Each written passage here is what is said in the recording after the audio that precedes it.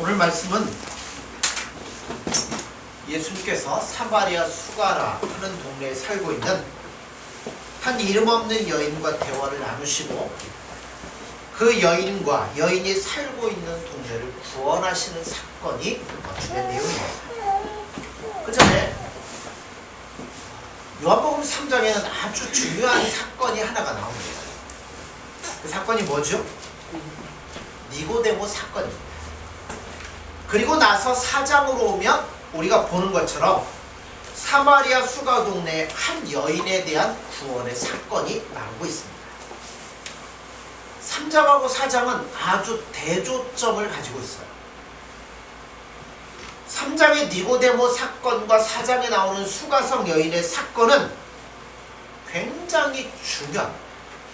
왜냐하면 이 두 가지의 사건을 비교하고 평가함으로 말미암아 우리가 믿고 있는 기독교의 중요한 본질이 무엇인가 하는 것을 우리에게 가르쳐주고 있어요. 거기에는 이런 뜻이 있습니다. 3장은 니고데모가 어느 날 예수님을 찾아왔습니다. 그리고 예수님을 찾아온 이야기를 통하여서 밝혀주는 핵심의 뜻이 뭐냐면 구원이란 나로 말미암아 되어진 결과가 절대 아니라는 것을 니고데모 사건을 통해서 예수님이 우리에게 가르쳐 주십니다.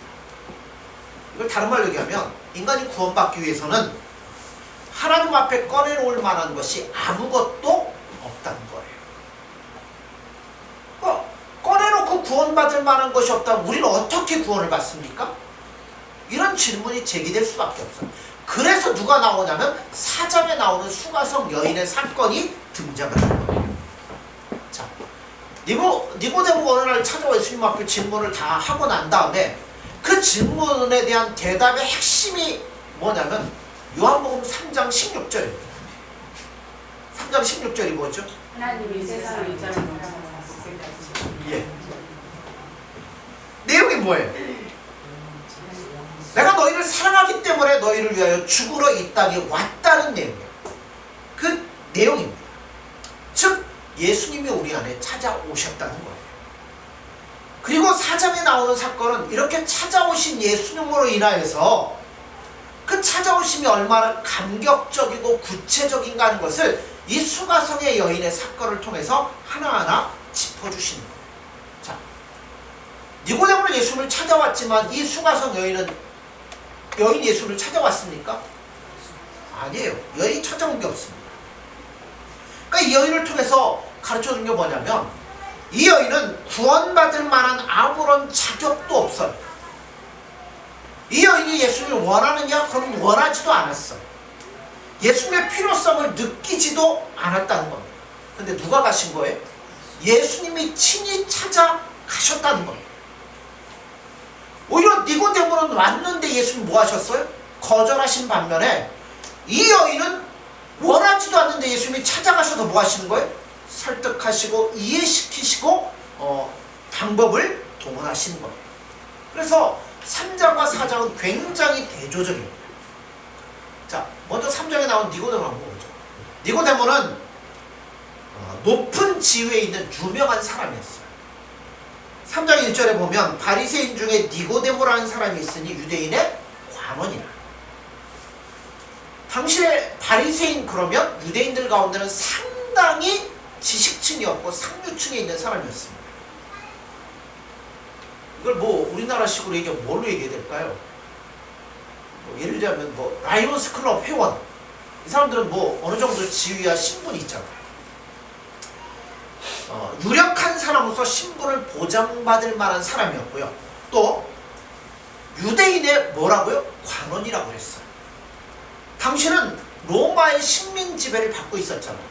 그러니까 그 당시 로마 식민지하에서 관원을 지냈다는 얘기는 이게 좀 안 좋은 얘기일 수 있는데요. 외정시대에 경찰서장이나 육군 소장이나 대장 이런 일을 하고 있는 거라고 볼 수 있어요. 그러니까 그만큼 뛰어난 인물이 니고데모였습니다. 반면에 사마리아 여인은 누구예요? 이름조차도 알려져 있지 않아요. 예수님이 그를 지적할 때 네 남편이 몇 명이라고요? 5이 있었으나 지금 있는 네 남편도 네 남편이 아니다라고 얘기를 했어요. 이런 얘기를 들으면 보면 그녀의 신분이 어떤 것인가를 우리가 짐작할 수 있잖아요. 또한 그녀의 신분이 얼마나 낮았으면, 그 당시는 폐쇄 사회이기 때문에 여인들이 함부로 바깥에 나와 다니질 않습니다. 그것도 이 여인이 언제 물길로 나왔다고요? 대낮에. 밖으로 나갈 때는 대부분 누굴 시키냐면 하인을 시키거나 아니면 남자가 가는 것이 보통인데, 여자가 나갔다면 그 신분이 뭐겠어요? 외면을 당하거나 아니면 신분이 노복이나 아니면 시종의 계급밖에 안 되는 여인이었다는 겁니다. 그런데 굉장히 흥미로운 게 하나가 있어요. 뭐냐면 이 둘을 향하여 예수님이 어떻게 반응하고 대조되는가 하는 걸 볼 수 있는데요. 여기 보세요. 자, 니고데모를 볼 때는 인간적으로 보면 부족할 게 하나도 없는 사람이에요.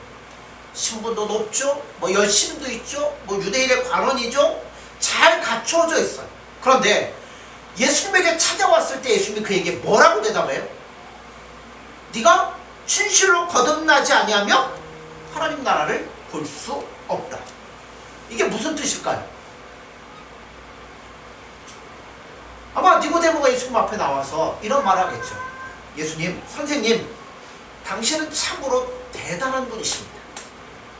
제가 지금껏 본 사람 가운데 최고십니다. 아마 이런 칭찬을 하면서 예수님 앞에 다가왔어요. 근데 예수님 뭐라고요? 너 거듭나지 않으면 하늘나라 볼 수 없다.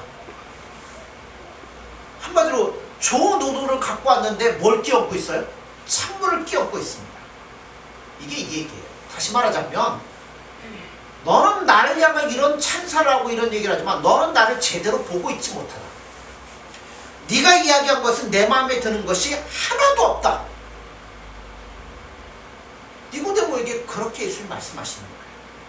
반면에 수가성 여인에게 뭐라고 말하는지를 보세요. 자, 10절 한번 보세요. 예수께서 대답하여 이르시되 내가 만일 하나님의 선물과 또 내게 물 좀 달라는 이가 누구인 줄 알았더라면 내가 그에게 구하였을 것이요 그가 생수를 내게 주었으리라. 수가성 이 여인은 예수님께 아무것도 요구 안 했어요. 의스대지도 않았고 자신이 먼저 예수님을 찾아오지도 않았습니다. 오히려 예수님이 그에게 친히 말씀하시고 어떤 질문을 유도하면서 뭔가를 주시려고 그래요. 이런 거죠. 내가 너에게 뭔가를 주고 싶은데 네가 아직 잘 모르고 있구나. 그러니까 이런 것들을 구해라. 그러면서 뭘 하시는 거예요? 힌트를 그 여인에게 제공을 하시는 거예요. 아니 니고데모는 호감받고 찾아왔는데 거절하시고 이 여인은 예수님이 친히 구하지도 않는데 가셔서 뭐 하시는 거예요? 막 뭔가를 주시려고 한다는 거예요. 왜 그럴까요? 도대체 이 사건을 통해서 예수님이 뭐를 우리에게 말씀하려고 하실까요? 그건 아주 평범합니다. 기독교의 본질이란 자기 것을 꺼내놓고 자랑하는 것이 절대 아니라는 거예요. 근데 사실 우리는 이것 때문에 넘어질 때가 굉장히 많이 있습니다. 오늘날까지도 이스라엘 백성들은 이 복음을 받아들이질 않아요. 왜 이 복음을 안 받아들일까요? 예수님에 대해서? 왜 안 받아들일까요? 그 이유는 그들이 스스로 구원이 필요한 사람이라는 걸 인정하지 않아요. 자기들은 뭐 했다고 이미? 구원받은 백성이라는 거예요. 구원이 필요하다고 느끼지를 않기 때문에 예수님을 찾지도 않고 구하지도 않는 겁니다. 오늘 우리들한테 한번 대비시켜야 돼요. 한국교회에 필요한 것 있다면 신자들 자체에서 해야 될 일과 불신자들을 향해서 해야 될 일로 나눠질 수 있어요. 특히 불신자들을 향하여 해야 될 시급한 일들 중에 하나가 뭐냐면 기독교는 여러분 윤리적인 종교는 아니에요. 근데 안 믿는 불신자들에게 대하려면 뭐가 나올 수밖에 없어요? 윤리적인 부분이 나올 수밖에 없도록 돼 있어요. 이걸 한마디로 얘기하면 신자가 뭐다워야 된다고요? 신자다워야 된다는 거예요. 그런데 이와 같이 살다가는 굶어 죽을 것 같아가지고 신자답게 살지 않는 사람들이 얼마나 많은지 몰라요. 그렇기 때문에 한국교회가 요즘에 와서는 굉장히 관심을 받습니다. 불신자들이 신자들을 상대하여 거래할 때 굉장히 싫어해요. 불신자들보다도 더 복잡하고 골치 아프다고 신자들을 기피합니다. 불신자 앞에서 신자가 도덕적으로 달라야 된다는 것은 여러분 말할 필요가 없는 거죠. 자, 또 하나, 신자들 사이에서 해야 될 일이 또 있다. 그게 뭐냐라는 걸 가르쳐 주는 거예요. 자, 3절을 보세요. 유대를 떠나서 다시 갈릴리로 가실세. 예수님이 사마리아로 그러면서 들어가시는 거예요. 이와 비슷한 표현이 마태복음 4장에 나오는데 거기에 보면 갈릴리를 뭐라고 표현하면 이방의 갈릴리라 이렇게 표현을 합니다. 예수님이 이 땅에 태어나셔서 공생의 사역을 마치실 때까지 대부분 어디서 지내셨어요? 갈릴리에서 지내셨습니다. 근데 이방의 갈릴리라 이런 표현은 유대를 떠나 이방으로 가신다는 의미가 포함되어 있어요. 그러니까 유대인이라는 것을 떠나서 이방으로 예수님이 가실 수밖에 없다는 거예요. 왜 그러냐면, 자, 구약의 마지막 선지자가 누구죠? 세례 요한입니다. 세례 요한을 죽이고 이어서 누구까지 유대인들이 죽이려고 해? 예수님까지 위협하고 죽이려 할 때 예수님 유대 땅을 떠나서 이방인의 땅으로 가신다는 거예요. 물론 예수님의 공생의 사역을 보면 이방인들을 위해서 일하신 적은 없어요. 그건 누가 할 일이에요? 예수님이 십자가에 돌아가시고 부활하신 후에 제자들이 이어서 이제 이방인들에게 복음을 전하고 그들에게 하나님의 뜻을 증거를 하는 겁니다. 그런데 예수님 당시에는 갈릴리가 어느 지역이었냐면 이스라엘 땅으로서 로마의 분봉왕 헤롯 안티파스가 다스리는 땅이었습니다. 그래서 이 유대인들의 땅임에도 불구하고 이방의 땅이라고 얘기한 것은 과거의 그 땅이 이방의 땅이었음을 들먹이시는 건데요. 왜 이 땅으로 예수님이 가실까요? 여기에는 이런 내용을 예수님이 사람들에게 보여주는 시사의 의미가 담겨져 있습니다. 보세요. 하나님의 백성이라고 하고 선민이라고 하고 하나님의 율법이 있고 하나님의 모든 것들이 있는 유대인들이 오히려 하나님이 보내신 자 메시아이신 예수님을 핍박하고 배척하고 심지어는 죽이려고 하는 어처구니없는 사건이 발생하고 있습니다. 마땅히 환영받아야 될 자기 백성들에게 도리어 물리침을 당하고 이방의 땅으로 피하여 갈 수밖에 없는 이 통탄할 만한 사건이 왜 일어나고 있는지를 예수님 말씀하시는 거예요. 가장 환영받아야 될 자기의 백성들에게 그런 배척을 받으시는 예수님의 마음이 어떠실까요? 이게 누구를 향하여 말씀하는 오늘 우리들을 향하여 우리에게 말씀하시는 예수님의 음성입니다. 이와 똑같은 이야기를 사마리아 수가라는 동네에 한 이름 없는 여인의 이름을 통하여서 여인의 사건을 통하여서 우리에게 다시금 말씀해 주는 거예요. 그러니까 이 얘기를 하려다 보니까 누가 등장하면 니고데모가 등장하고 수가성 여인이 나오고 하는 거예요. 우리는 많은 부분에 있어서 신자의 모양을 가졌으면서도 사실은 신자가 아닐 수 있다는 사실을 기억하셔야 돼요. 우리는 너무 형식 얽매여 있고 폼 잡는데 굉장히 익숙해 있습니다. 교회라는 곳은 한 5, 6년 다니면 교회는 이렇게 하는 거고 이런 거고 이런 게 이루어진다? 누구나 알죠. 그런 것에는 익숙해 있는데 뭐가 어디가 있다고요? 중심이 다른 것에 가 있을 수 있다는 거예요. 예수님에 대한 이야기를 하고 교회가 어떤 거고 천국이 무엇이고 이런 이야기를 하면서도 진짜 중심은 예수님께 가 있지 않을 수도 있다는 거예요. 지금 유대인들이 하는 이야기가 그거잖아요. 하나님의 법이 있고 그들은 날마다 성전에서 번제를 드리고 하나님 앞에 제사를 드리고 하나님의 율법이 낭독되는데도 마음은 어디가 있는 거예요? 예수님께 가 있지 않잖아요. 이거를 예수님이 지적하고 싶어 하신다는 거죠. 여러분, 우리의 중심은 늘 누구에게 있어요? 예수님께 있어요.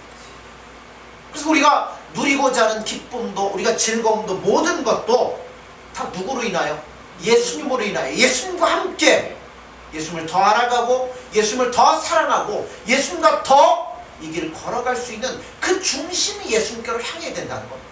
이게 없는 형식과 외형은 전부 다 헛된 것이라는 거죠. 만약 하나님께서 형식과 모양의 점수를 주신다면 이스라엘을 그렇게 멸망시키지 않았을 거예요. 성전을 허물어버리지 않으셨을 겁니다. 그토록 심하게 이스라엘 백성들을 때리시고 성전까지 없애버리신 이유가 뭐냐면 중심이 없는 외식과 형식과 모양 때문이었음을 늘 기억하셔야 된다는 거예요. 여러분, 참다운 기독교와 참다운 신자를 구분하는 기준이 뭘까요? 그것은 니고데모처럼 제가 무엇을 하여야 구원을 얻으리까? 이렇게 얘기하는 걸까요? 아니면 사마리아 여인처럼 주여 도와주옵소서 하는 걸까요? 우리는 예수님 앞에 뭔가를 내놓고 할 수 있을 만한 존재가 아닙니다. 아무것도 할 수 없는 게 우리예요. 그리고 할 수 있는 거라고는 그래서 뭐밖에 없어요? 예수님 도와주세요. 예수님밖에 없습니다. 사실 우리 능력이라는 것도 없잖아요. 우리 능력이 어디 있습니까? 전부 다 누구의 능력이에요? 예수님의 능력이고 예수님 우리를 도와주시고 예수님 우리를 지켜주시고 우리와 함께 하시니까 우리가 이렇게 살아가는 겁니다. 다 예수님의 능력이에요. 그러므로 신자들 서로 간에 비교하고 자랑하고 과시하는 것은 예수님의 능력을 자신의 것으로 착각하는 데서 비롯된 것일 수밖에 없습니다. 우리 자랑이 어디 있어요? 아무것도 없죠. 있다면 뭐밖에 없어요? 오직 나의 나된 것은 예수님의 은혜라는 고백밖에 없잖아요. 근데 우리는 다 예수님의 능력, 예수님의 은혜로 살아가면서 어떨 때 보면 착각하는 것이 내 능력인 줄 알아요. 그래서 뭐 기도하면 됩니다. 기도하면 된다는 거 알죠. 근데 기도하면 됩니다라고 말할 때 그 기도가 뭐 예수님에게 초점이 맞춰지겠어요? 어디에 초점이 맞춰지겠어요? 나에게 초점이 맞춰질 때가 많아요. 내가 이렇게 열심히 하고 내가 이렇게 기도하고 이렇게 매달렸더니 나에게 은혜가 주어졌다. 아니라는 거예요. 그건 거꾸로예요. 잘못된 거예요. 목회를 하다 보면 목회자들이 무수한 방법들을 찾아낼 때가 많아요. 또 그 방법들을 강론하고 이렇게 뭐 집회를 통해 사는 분들이 많아요. 이렇게 하면 교회가 부흥하고 이렇게 하면 뭐 성장하다더라. 전부 다 뭐냐면 이렇게 했더라. 뭐에 맞춰지는 거예요? 예수님의 은혜로 말미암아 된 것임에도 불구하고 마치 자기 열심과 이 능력으로 말미암아 된 것처럼 할 때가 많이 있다는 거죠. 아니, 이걸 바꾸셔야 돼요. 오늘 나의 나된 것은 하나님의 은혜라는 바울의 고백이 참다운 진리이고 그런 고백밖에 할 것이 없습니다. 니고데모 사건을 통해서 하는 말씀도 그거잖아. 내가 무엇을 해야 구원을 얻으니까?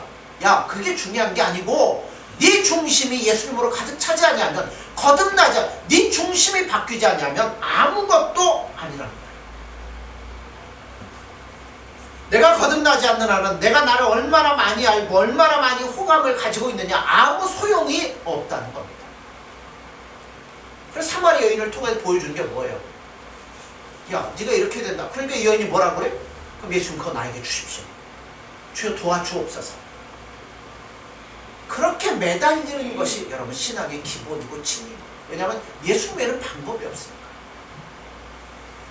이러한 사실이 4장 30절 35절에 더욱 잘 나타나고 있습니다. 자, 30절에서 35절을 보시죠. 그들이 동네에서 나와 예수께로 오더라. 그 사이에 제자들이 청하여 이르되 라비여 잡수소서. 이르시되 내게는 너희가 알지 못하는 먹을 양식이 있느니라. 제자들이 서로 말하되 누가 잡수실 것을 갖다 드렸는가 하니 예수께서 이르시되 나의 양식은 나를 보내신 이의 뜻을 행하며 그의 일을 온전히 이루는 이것이니라. 너희는 넉 달이 지나야 추수할 때가 이르겠다 하지 아니하느냐? 그러나 나는 너희에게로 오노니 너희 눈을 들어 밭을 보라. 희어져 추수하게 되었도다. 자, 양식 얘기하다가 갑자기 뭔 얘기가 나오면 추수하는 이야기로 바꿔줘요. 넉 달이 지나야 추수 때가 되겠다는 것은 여러분 이거는 자연의 법칙입니다. 왜 우리가 5월 달에 논에다 벼를 심고 씨앗을 심으면 언제쯤 거둬요? 그렇죠. 한 10월쯤 되면 넉 달 이렇게 지나면 이제 열매를 거두게 됩니다. 그런데 예수님의 말씀은 그렇지 않다는 거예요. 뭔 얘기냐면 영적인 문제는 다르다라는 거예요. 육적인 것, 세상적인 법칙은 심고 때가 지나서 열매를 맺으면 거두는 거지만 영적인 문제는 그게 아니라는 거죠. 누구 얘기하면서 얘기하는 거냐면 수가성 사마리아 여인 만나서 예수님이 대화하고 난 다음에 뭐가 됐다고요? 추수 때가 되었다라고 얘기를 하는 거예요.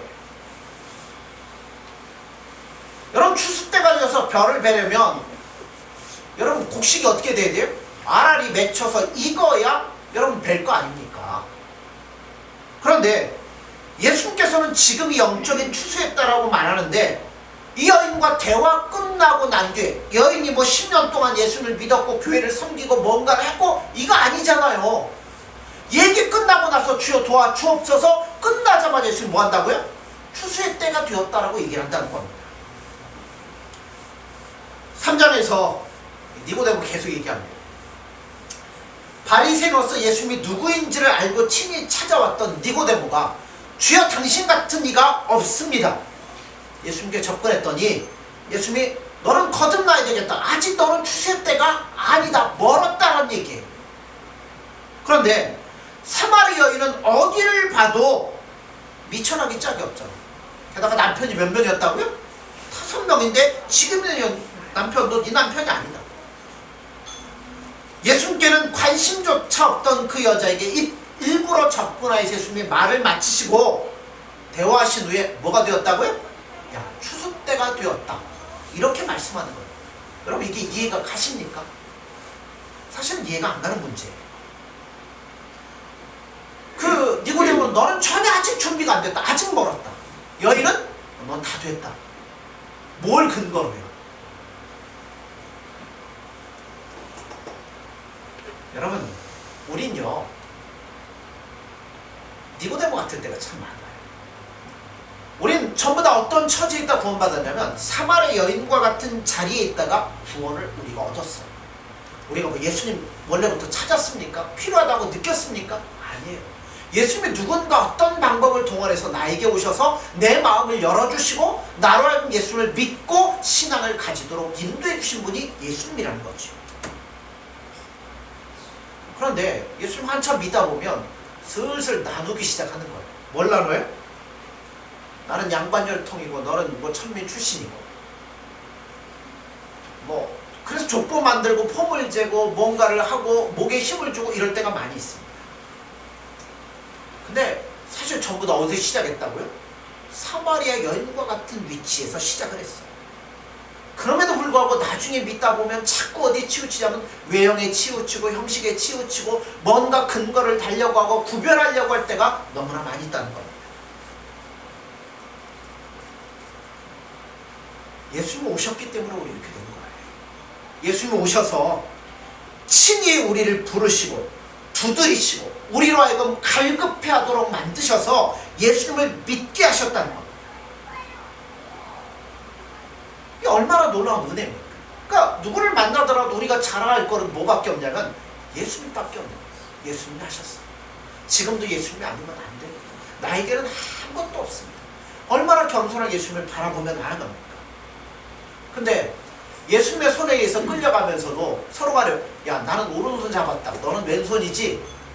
여러분 이거 얼마나 우스운 이야기예요. 이건 말할 필요도 없는 겁니다. 오늘 본문 1절이 그걸 이야기해 주고 있어요. 1절을 보세요. 1절에 보면 예수께서 제자를 삼고 세례를 베푸시는 것이 요한보다 많다는 말을 바리새인들이 들은 줄을 주께서 아신지라. 자, 바리새인들이 관심을 가지려면 누구에게 대해 관심을 가져야 돼요? 예수님께 대해서 관심을 가져야 되는데 그래서 사마리아 여인처럼 뭐 하라고요? 예수님 도와주세요. 우리는 아무것도 아닙니다. 그래야 되는데 지금 뭐 때문에 여기에 초점을 갖고 있어요? 자, 제자를 삼고 세례를 베푸는 것이 요한보다 많다 하는 말을 바리새인들이 들었다. 뭐예요? 사람들이 예수님에게 몰리는 것, 그로 인해서 뭐가 깎여요? 자기들의 명예와 자기들의 이익이, 이권이 사라질까봐 거기에 초점을 맞추고 있는 바리새인들의 모습을 지적하고 있다는 겁니다. 3절 4절도 그래요. 유대를 떠나서 다시 갈릴리로 가셨어요. 사마리아를 통과해야 하겠는지라. 사마리아에 살고 있는 이 여인처럼 구원이 필요하기 때문에 나는 예수님이 절대적으로 필요합니다. 나는 예수님밖에 없습니다.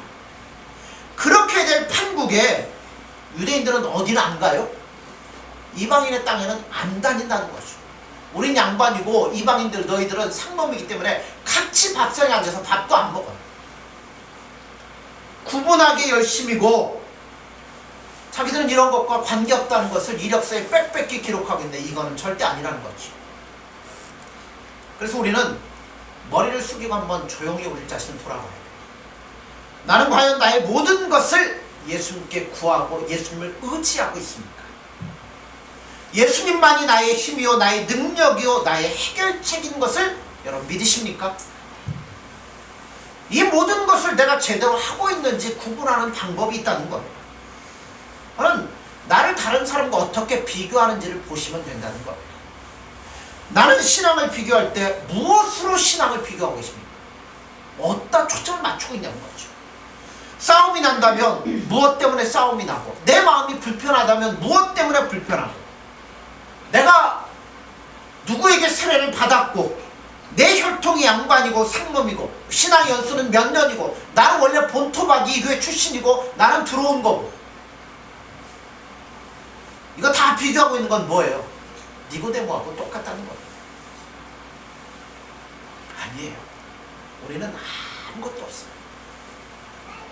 오늘 나의 낮은 것은 전적으로 예수님의 은혜로 되었다는 고백이 나오도록 바뀌지 않으면 우리 전부 다 누구냐면 니고데모라는 게 아니에요.